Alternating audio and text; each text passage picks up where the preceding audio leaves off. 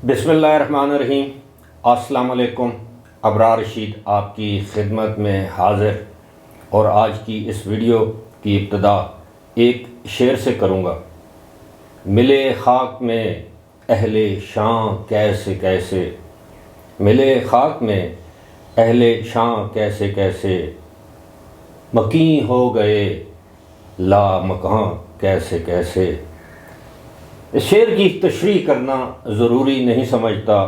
سمجھدار لوگ جو ہیں میرے ویورز، وہ جوں ویڈیو آگے بڑھے گی میری گفتگو، وہ اس کا مفہوم سمجھ لیں گے۔ لیکن اس ویڈیو کا اصل مقصد یہ ہے کہ پاکستان کے ان لوگوں کو پاکستان کی سیاسی تاریخ سے آگاہ کیا جائے جو کہ ابھی تک کسی نہ کسی حوالے سے اس سے نابلد ہیں، خاص طور پر ہمارا نوجوان طبقہ جس کو ایک مخصوص طریقے کا مطالعہ پاکستان کا جو سبجیکٹ ہے وہ پڑھایا گیا۔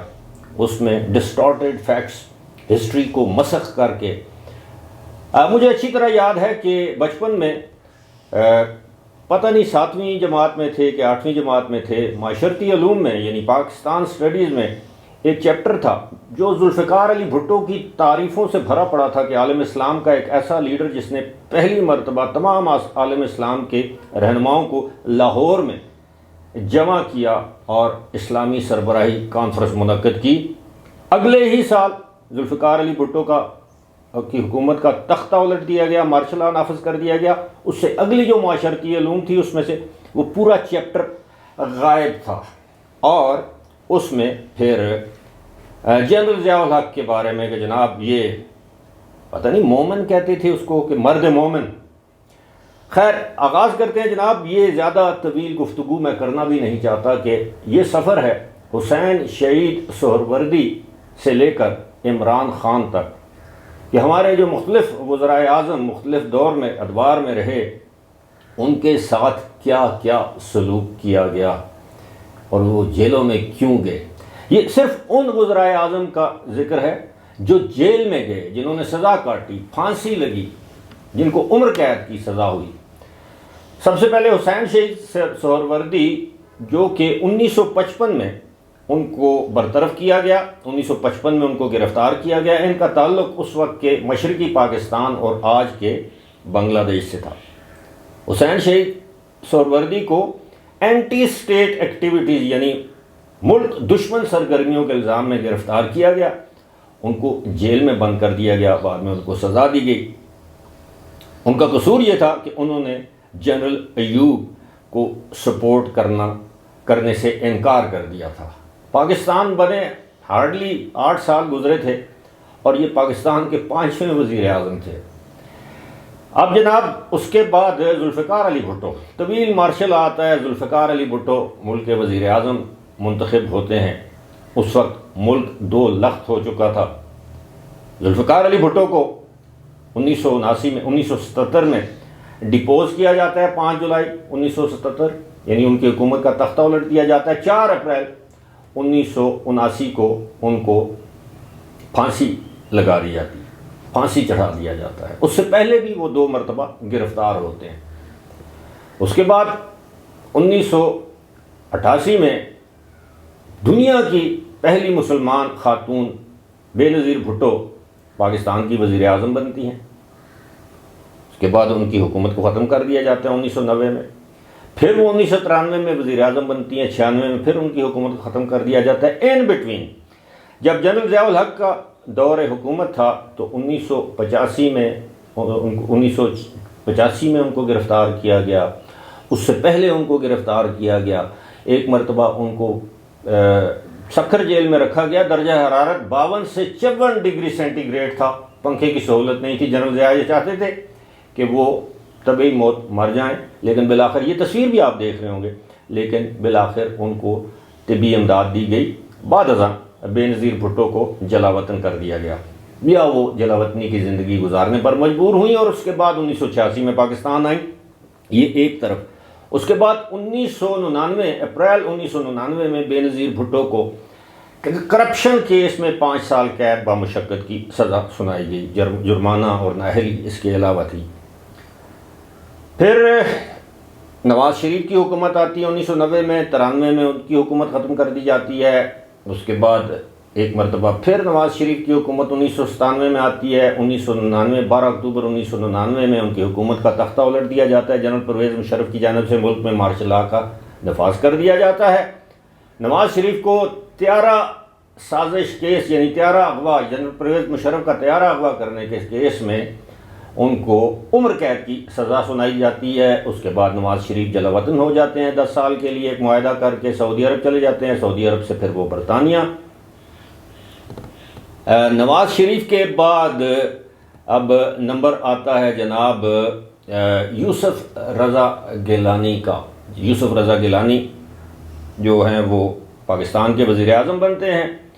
ان کو سپریم کورٹ کی جانب سے ٹل رائزنگ آف دا کورٹ کوئی 1 منٹ کی سزا سنائی جاتی ہے، 5 سال کے لیے نااہل قرار دیا جاتا ہے۔ لیکن یاد رہے کہ 2001 میں، اچھا جو نواز شریف کو سزا سنائی گئی تھی وہ 2000 میں سنائی گئی تھی۔ 2001 میں یوسف رضا گیلانی کو کرپشن کے الزام میں 5 سال قید کی سزا سنائی جاتی ہے، اور یوسف رضا گیلانی نے یہ سزا بھگتی بھی ہے، نااہل بھی قرار دیا گیا 5 سال کے لیے۔ اس کے بعد آپ دیکھیں تو نواز شریف کی باری آ جاتی ہے۔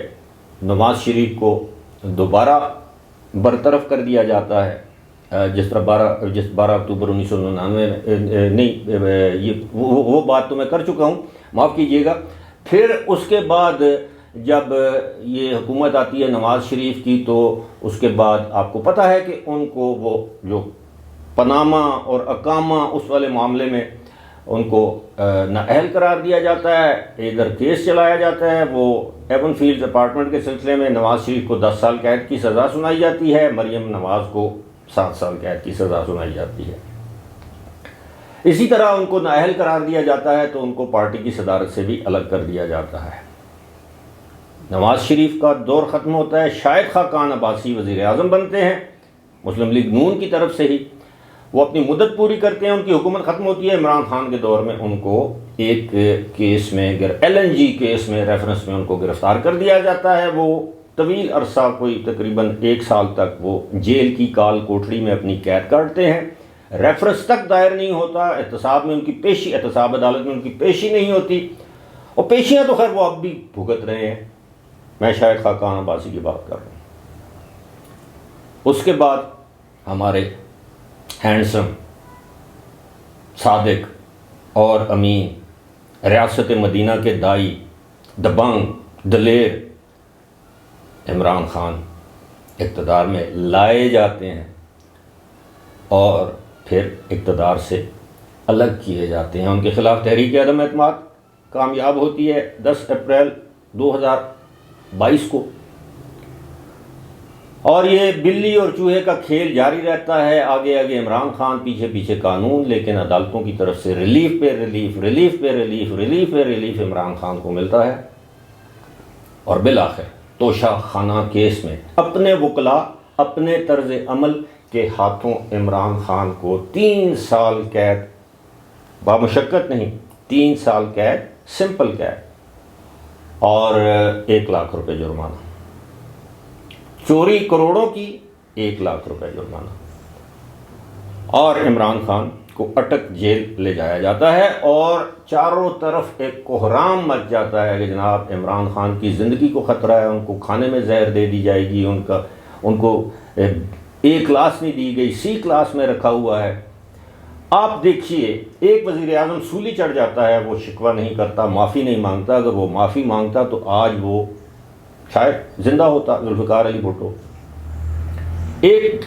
2 مرتبہ جلا وطن ہوتا ہے، بے نظیر بھٹو 2 مرتبہ جلا وطن ہوتی ہے، 1 مرتبہ تو پرویز مشرف کے دور میں بھی بے نظیر جلا وطن ہوئی تھی، جلا وطنی کاٹ کر جب آئی تھی 2007 اکتوبر 17 اکتوبر یا 18 اکتوبر 2007 کو، وہ جو کارساز کراچی میں جو ایک حملہ ہوا تھا، اور جس میں کوئی تقریباً 200 کے قریب افراد اس میں شہید ہوئے تھے، اور کوئی 300 کے قریب افراد اس میں زخمی تھے۔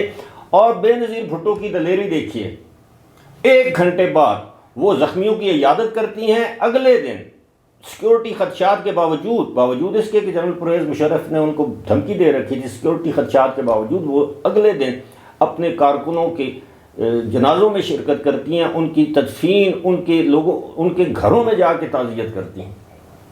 یہ ہوتی ہے لیڈرشپ۔ اور عمران خان نے اپنے دور میں کون سا ایسا اپوزیشن کا سیاسی رہنما ہے جس کے ساتھ ظلم، زیادتی، انتقام نہیں لیا؟ آج چاروں طرف آپ کو چیخوں کی آواز ضروری نہیں کہ آپ کے کانوں تک آئے۔ یہ جو رونا پیٹنا چل رہا ہے، یہ اب ظاہر ہے، کہا گیا ہے کہ جناب ان کا سوشل سٹیٹس، ان کی سماجی حیثیت، ان کی عادات ایسی ہیں، ان کا رتبہ ایسا ہے، ان کا خوشحال خاندان تھا، ان کا رہنے سہنے کا انداز ایسا ہے کہ یہ جیل میں سی کلاس میں نہیں رہ سکتے، بی کلاس میں بھی نہیں رہ سکتے۔ تو جی ان کو جیل میں بھی وہی کچھ چاہیے جو انہیں بنی گالا اور زمان پارک میں حاصل تھا یا میسر تھا۔ خیر، ہمارا یہ اس وقت تو یہ تھا نہیں، میرا تو مقصد یہ تھا کہ اپنی نوجوان نسل کو یہ بتاؤں کہ اس ملک میں سویلین سارے منتخب وزرائے اعظم تو نہیں تھے، حسین شہید سہروردی منتخب نہیں تھے، باقی تو سارے منتخب تھے، ان کے ساتھ کیا سلوک کیا گیا؟ لیکن کبھی کسی نے جنرل ایوب، جنرل یحییٰ، جنرل پرویز مشرف، ان سے پوچھا ہے؟ جنرل پرویز مشرف کے خلاف ایک فیصلہ آیا عدالت سے سزائے موت کا، اس کے خلاف آئی ایس پی آر نے پریس کانفرنس کی، آئی ایس پی آر کے ڈی جی نے، اس کے خلاف عمران خان کے دور کے 3 وزراء جو وفاقی وزراء ہیں انہوں نے پریس کانفرنس کی۔ جنرل جو جج تھے جسٹس وقار احمد سیٹھ، جو بعد میں پرسرار حالت میں ان کی وفات ہوئی کہ جی کرونا ہو گیا، اور ان کے خلاف پریس کانفرنس کی کہ یہ تو پاگل مخبوط الحواس شخص ہے۔ اب جو ہو رہا ہے اس کو کہتے ہیں مکافات عمل، کوئی مانے یا نہ مانے، اللہ تعالیٰ کا نظام ہے، اللہ تعالیٰ خود آ کے لاٹھی سے کسی کو مارتا نہیں ہے، وہ اس کو اسی دنیا میں اس کے اعمال اس کے سامنے لے آتا ہے، اور اس کو اس کے کیے کی سزا، پہلے ہم کہتے تھے کہ اگلی دنیا میں، اب تو اسی دنیا میں اس کو سزا بھی دی جاتی ہے۔ پتہ نہیں کوئی سمجھے گا یا نہیں۔ بہرحال فی الحال مجھے دیجیے اجازت، خدا حافظ۔